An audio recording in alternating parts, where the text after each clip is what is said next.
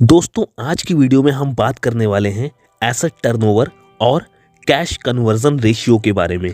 तो ये हमारी फाइनेंशियल क्लासेस सीरीज का अगला वीडियो है। अगर आपने ओल्ड वीडियोस नहीं देखे हैं तो पहले जाके उन वीडियोस को देख लें ताकि आपको उनका रिलेवेंस समझ में आ सके। तो बिना किसी देरी के मुद्दे की बात पर आते हैं।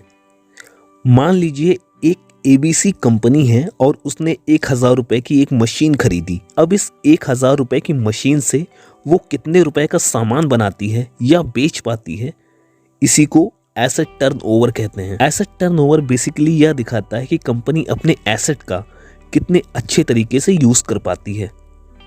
अब जैसे कि दो लोग हैं और दोनों ने 1000 रुपए की एक मशीन खरीदी। एक ने 1000 रुपए की मशीन से 5000 का सामान बनाया, जबकि दूसरे ने इसी मशीन से 1000 रुपए का सामान बनाया।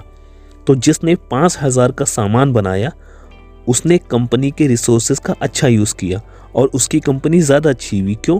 क्योंकि उसने अपने रिसोर्सेज का सही से यूटिलाइजेशन किया और मैक्सिमम आउटपुट दिया। यानी कि एसेट टर्नओवर जितना ज़्यादा हो उतना ही अच्छा है। अब बात करते हैं अपने दूसरे रेशियो की, जिसको बोलते हैं कैश कन्वर्जन रेशियो। तो कंपनी के पैसा खर्चा करने और वही पैसा वापस मिलने में लगने वाला जो टोटल टाइम है, इसी को कैश कन्वर्जन रेशियो कहते हैं। मान लेते हैं कि आपने एक मैन्युफैक्चरिंग कंपनी स्टार्ट किया। अब इसके लिए आपको रॉ मटेरियल चाहिए, तो आपने अपना पैसा लगाया रॉ मटेरियल खरीदने में, यानी कि आपने कैश लगाया और रॉ मटेरियल खरीदा। ये रॉ मटेरियल प्रोडक्शन प्रोसेस में गया, जहाँ से ये फर्दर प्रोसेस होके फिनिश गुड में कन्वर्ट हुआ।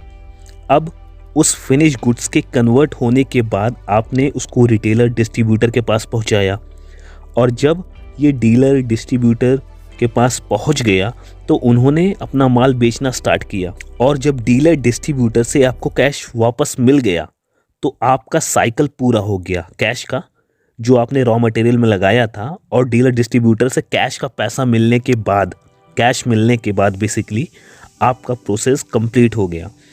तो इस पूरे साइकिल को, इस पूरे प्रोसेस में लगने वाले टाइम को, यानी कि जब से आपने रॉ मटेरियल खरीदा तब से लेकर आपको डीलर डिस्ट्रीब्यूटर से पैसा मिलने तक का पूरा प्रोसेस, यही कैश कन्वर्जन साइकिल है।